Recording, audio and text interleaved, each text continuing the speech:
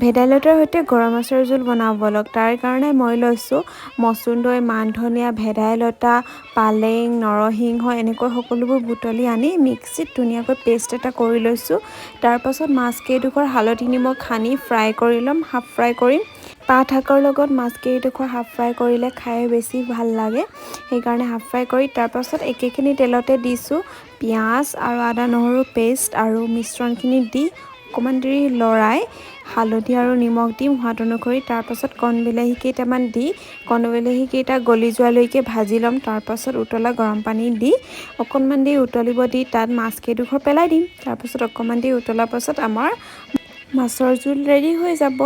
এনেকৈ এতিয়া অকণমান ভজাই লৈছোঁ। আপোনালোকৰ ৰেচিপিটো কেনেকুৱা লাগিলে জনাবলৈ নাপাহৰিব দেই। তেন্তে আকৌ এটা ৰেচিপি লৈ আহিম। আজিলৈ আহিছোঁ, বাই।